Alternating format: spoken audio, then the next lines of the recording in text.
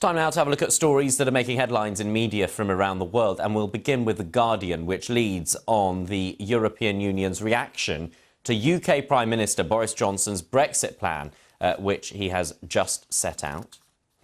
The Irish Times leads on the same story, focusing in on whether Mr Johnson's proposals for the Irish border are viable.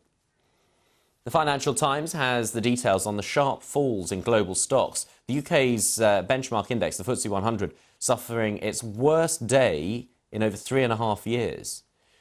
The South China Morning Post has the latest on the Hong Kong protests.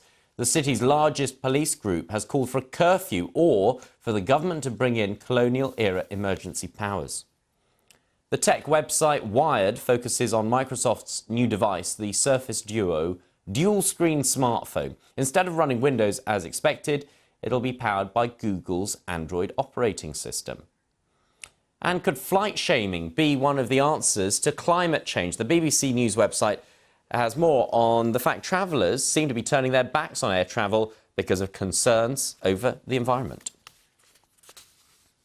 Well, with me is independent analyst Dr. Stephanie Hare, and we've got the papers lined up to go through. So let's start with The Guardian, Stephanie, and the reaction to Brussels, somewhat cool to this new set of proposals. Well, it's not really clear what's new with these proposals, right? So we've been talking about this for years now, and there's just a cold, hard reality of physical geography between the United Kingdom and the Republic of Ireland.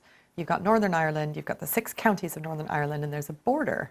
So if we take the United Kingdom out of the European Union, we have to address this question of a physical border and how you're going to do checks. And Boris Johnson, in his announcement yesterday, seems to think this could be done through electronic technology solutions, all of which are lacking in detail and exist nowhere else in the world. But, I mean, what's interesting is, some are saying that actually the European Union is feeling less pressure to engage because of how the British Parliament voted to try and prevent a no-deal Brexit at the end of October.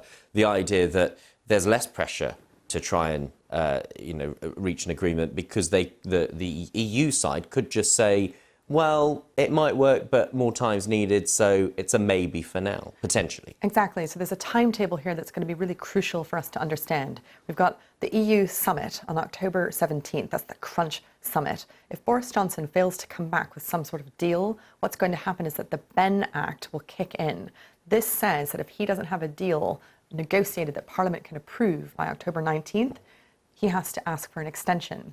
Now, he said that he'd rather die in a ditch than ask for an extension, and he's going to take the United Kingdom out of the EU on October 31. So it's those 2 last weeks, really, in October that are going to be really critical for us to see. Does he pull it off? Does the EU just sort of let him run out of time and run down the clock? Does he ask for the extension and do a U-turn on himself? Or does he take us out without a deal? And it seems as though the EU is looking to Ireland for a steer on whether, the Irish government feels that this new proposal is palatable or not. And there's this political question, of course, of the Good Friday Agreement, right? So there's a much bigger context to all of this than simply economics and trade. And I think that is what we will expect to see the Republic of Ireland keep a really firm position on with the support of the EU so far. They have not budged in 3 years. I mean, the Irish Times goes into more detail on that. I suppose the most significant change in this new set of proposals is this idea of leaving Northern Ireland within a single market arrangement. So regulations on farm products, on other things that are manufactured as well, would stay aligned with the EU, but Northern Ireland would come out of the customs union. So they wouldn't have to have the checks at the border as long as the EU agreed. Yeah, and also, of course, as long as Northern Ireland agrees, which, of course, is an open question. We saw this with the DUP, which is the party ostensibly ruling that part of the United Kingdom, except, of course, they haven't actually had a sitting executive since 2017. They would have to agree this somehow, and then they would have to vote on it every 4 years. So it's, again, many moving parts to this, a lot of ways it could go wrong. It'll be a miracle if it goes right. I mean, I sort of feel like a broken record, but at one point I feel, I have to say every time, is that it's worth remembering that all this debate and discussion is just about the interim arrangements for the immediate aftermath of Britain leaving the European Union. This is not anywhere near the ongoing long-term trade deal. One can only imagine how complicated that's going to be to sort. Exactly. Everyone who thinks that whatever is going to be decided this month in October is, it's just going to settle Brexit once and for all, I have bad news for you. This is just the beginning of the next chapter of exquisite awkwardness. OK, let's move on some unsettling news for investors on the front page of the Financial Times, and anyone following the markets will have seen the heavy falls on markets around the world over the last day. The FTSE 100 falling more than 3%, Wall Street closing lower as well. And this is really as we get hints of the various trade wars and political uncertainty starting to have an impact. Yes, the mood music is changing. So over in the United States, we've seen some poor numbers on jobs and also on manufacturing. So people are going to watch that. There's also the effect of the U.S.-China trade war. Further tariffs are being imposed on that. No real sign of daylight or any hope. And then, of course, we've just had this decision from the World Trade Organization ruling that EU subsidies to Airbus were illegal, so the United States is allowed to impose tariffs. But we also know that the World Trade Organization is likely to rule that the United States was also illegally subsidizing Boeing. So the EU is going to be able to apply tariffs most likely next year. So all of a sudden, you've got the United States in a trade war with China, potentially in starting a budding trade war with the European Union. It's just not great. And the counter effect is that safe haven assets start to become more lucrative and appealing, and we've seen the price of gold rise as a result. Let's have a look at the political uncertainty that continues in Hong Kong. The South China Morning Post reporting that police groups are calling for some sort of curfew. Yeah.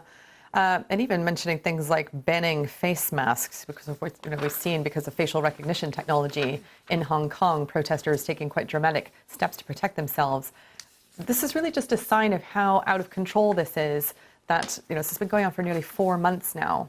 And it's escalating, it's getting worse. We've had protesters shot, we've had police getting injured. There's a real failure of the Hong Kong government to get a grip. The last time they had to use a curfew was in 1967. It's a colonial era curfew. So it's just, again, not great optics. Let's talk about technology a little, because it's funny to talk about a technology firm being sort of the established, almost dinosaur of its sector, and Microsoft is, but it's got real staying power and continuing to innovate. And this new device, the Surface Duo, they're definitely going for the folding rather than bending option for their next step. Yeah. So what's interesting about Microsoft is they really had failed to get into the whole smartphone device business. They were, sort of Wired said they were eating their lunch for a while by Apple and indeed Google's Android. This is something really new. It's exciting, potentially. What's going to be really interesting, though, is they don't want to call it a phone, although it will make phone calls. They're calling it a Surface. I'm not sure that ordinary people will go along with that, but that's what their chief product officer wants to do. But you're absolutely right to say that Microsoft is a long-standing giant that's really sort of renovated itself under Satya Nadella, their CEO. It's interesting you say that about the phone. I was having a conversation with a friend who were trying to message someone else, and then he said, "Oh yeah, we could just call. I forgot you can do that with these things." It's just exactly that point, Don't call it a phone. Don't call it a phone. Yeah. And the firm, Microsoft has now returned to its top spot as the world's most valuable publicly listed company at over $1 trillion, and there has to be something that it's doing right in order to achieve that kind of appeal to investors. It's doing many things right. So they're very big into cloud computing. They've obviously gotten back into devices. They're less on the sort of, social media side. It's much more about functional operations, tools that people can use day to day, and they're doing it at scale. Final story. BBC News website has this, what's it called? Flygscam.